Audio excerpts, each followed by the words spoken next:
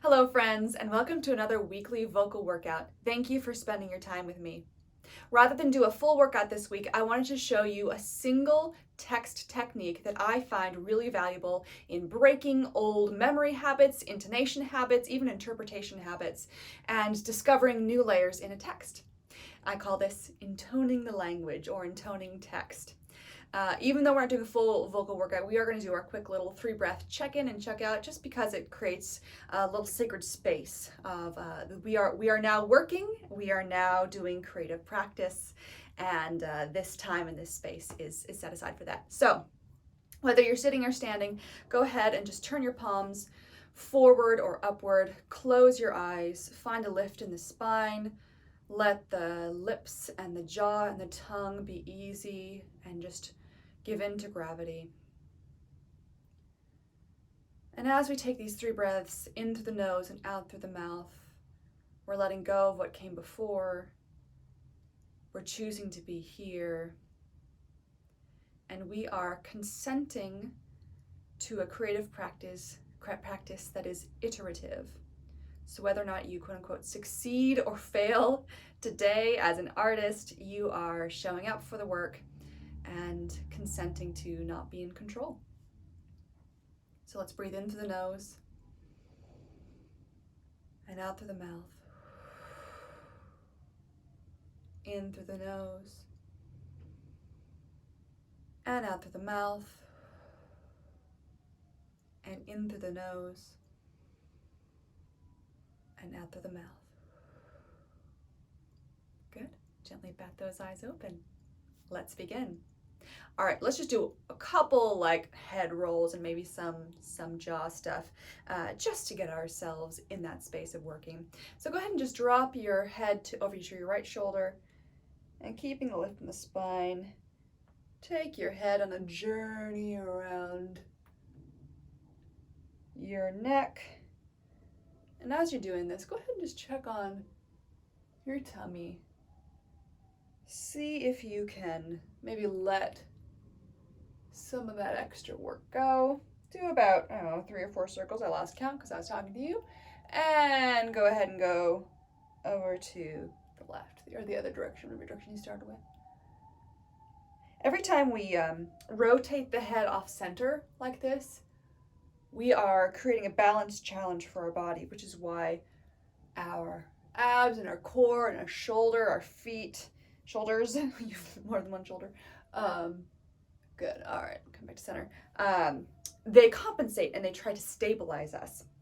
And the more we practice challenging the body, and that those compensations can create unnecessary tension, again, which leads to vocal tension. So the more we practice challenging the body and teaching it how to be in places of instability and feel safe and supported and adaptable, the more we can release some of that unnecessary tension. But that wasn't the point of today. That was just a side thing. Great, let's go ahead and just do a gentle massage in that jaw. Just get it ready to work. Oh man. I like to do a little massage in my face when I put my moisturizer on in the morning. I heartily recommend it. Not only is it a good wake up, but it's also just a good time when you know your hands are clean, you've just washed your hands, washed your face, right?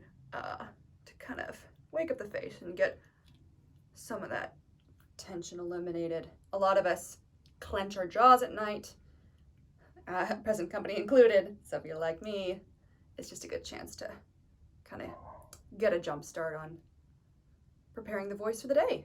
Good. All right. Project your chin a bit too. All right. Good enough. Woo. Fix your eyebrows. Good. Okay, so intoning. Intonation can mean a couple different things in text work. I often use the word to refer to the change of pitches across a single word versus pitch changes, which in my vocabulary happens when you change pitch between 2 words. So 2 words versus 2 words, right? 2 words is a pitch change. 2 words is an intonation change. You would never say 2 words. You might. That's very strange.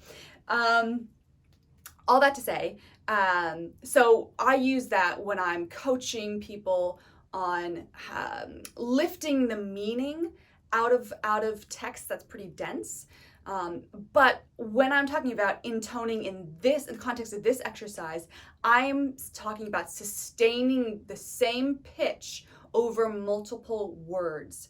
And one of the great things about this, so this exercise involves sustaining pitch, sustaining breath, and evening out syllabic stress. So sustained pitch, sustained breath, and sustained stress. Yeah. So rather than in spoken English, we have an alternation of stressed and unstressed syllables. Da da da da da da da da da da da da. It's not always that even as it is in iambic pentameter or poetry that has very set rules about which stressed syllables and unstressed syllables kind of happen in relationship to each other. But we're always using stressed and unstressed syllables.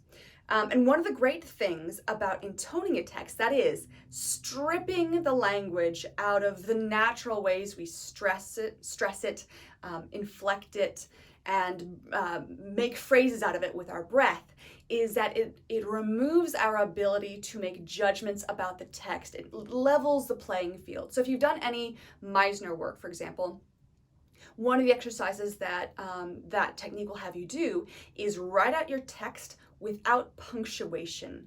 Because what punctuation does is make choices. It makes choices about phrasing. It makes choices about the action of the language, the hierarchy of certain words or phrases over others.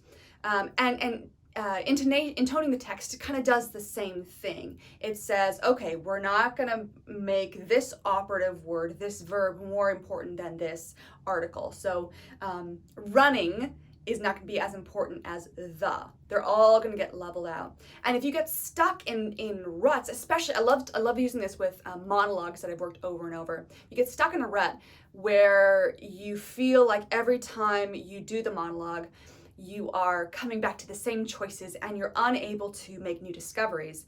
Taking out the story that you've built, flattening the topography, if you will, is a great way to reset and hear the text anew. Okay, enough equivocation. We are going to give it a try. So let's just, before we jump into text itself, we're gonna walk our way up to language. And let's just check in with our breath and our intention. In a previous workout, we thought we were working on sending language, thinking about this beautiful circular structure, system, ecological environment, whatever you want to call it, feedback loop between ourselves and the recipient of our sound, our thought, and what they then send back to us, energetically, socially, etc. So I want us to think about that when we're doing the intoning, because it really does rely on I am sending a steady stream of thought and energy out into space. It's getting received, it's getting translated, it's getting sent back to me. So we're just going to check in with the breath support necessary to sustain that elongated sending process, yes, and also just get our mouths warmed up a little bit. So we're just going to send a simple S sound just out and forward for as long as you can on one breath. And remember, take a new breath when you feel like it's time, not when you're getting desperate, right? We don't want to practice desperate breathing. Your breath capacity will increase over time if you practice it, but it's never going to be free and easy if you practice squeezing out and panic breath, right? Our breath will support us if we invite it to participate rather than, coercion, yeah? Okay, enough talking. Let's do 2 cycles of S's and then let's do 2 cycles of Z's. So basically the same action of the mouth, one is unvoiced and one is voiced. All right, let's start with the S.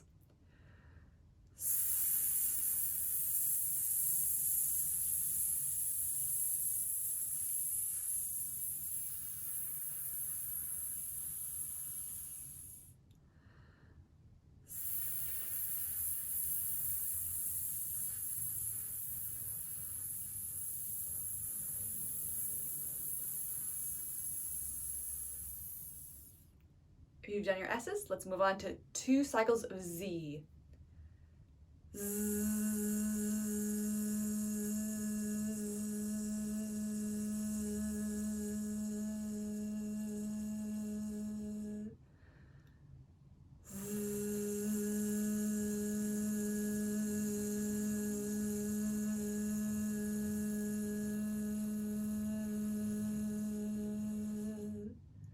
Good. All right, I hope you felt how your breath support was working to control that exhale very gently. We have a slight restriction here.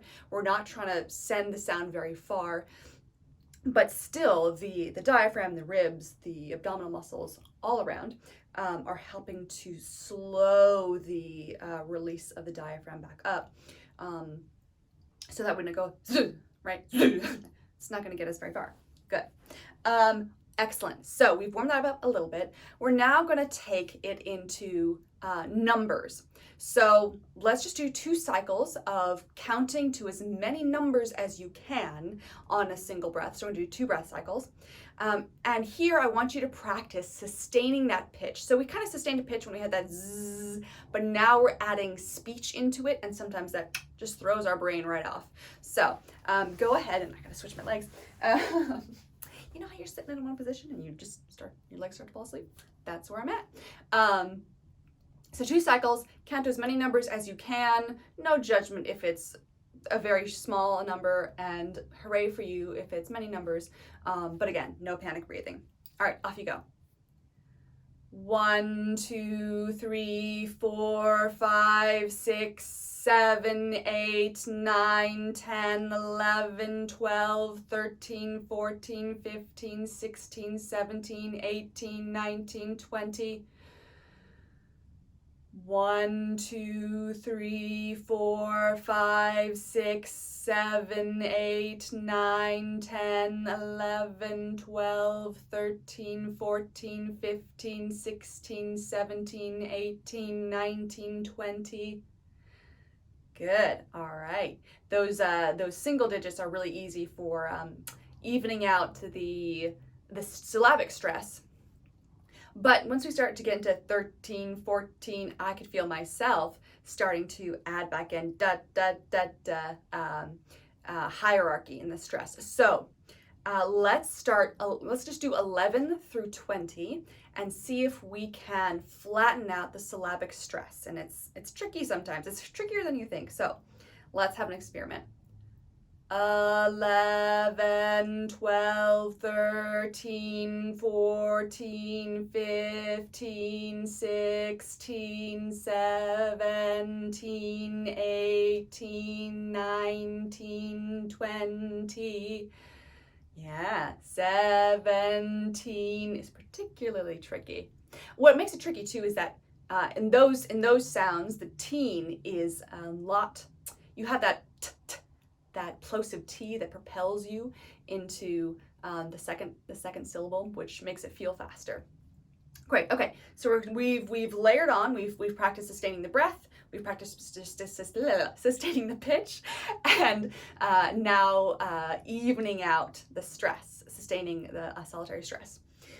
So let's take it into a little bit of text. And so I want you to take whatever text you are working on, whether it's a song, whether it's a monologue, a speech, whatever it is. Even if you're not working on a piece of text right now, go grab a book off the shelf and work on the opening paragraph of that book or a piece of poetry. And if you get stuck, an image that always helps me is the image of magicians' handkerchiefs. You know, when they're like, "Ooh, I got something in my mouth," and they pull out one handkerchief and then more and more keep coming. Think about words as those individual handkerchiefs. They've been tied together at the end. They're different colors, but they're the same size, and they're being pulled out with the same speed. May not help you, but for me, if I am falling out of the practice of the exercise, it helps to just kind of bring this in. So if you see me doing this, that's what I'm doing. I'm pulling scarves out of my mouth. Okay, I'm going to use my piece of text here. Actually, I'll just leave it there. And you use yours, and let's meet at the end. I'm just going to do a couple sentences here. I know you all and will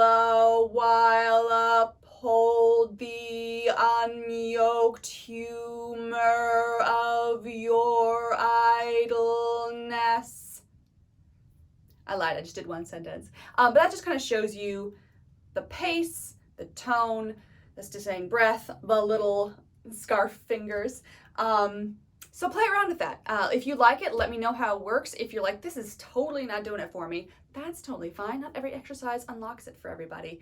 But I thought I'd share that with you, and I hope it does work for you. I hope if you're in a rut that it breaks you out, and if you're just looking around for new exercises that you find this one enjoyable. Thank you so much for spending your time with me, and hope to see you next time. Bye.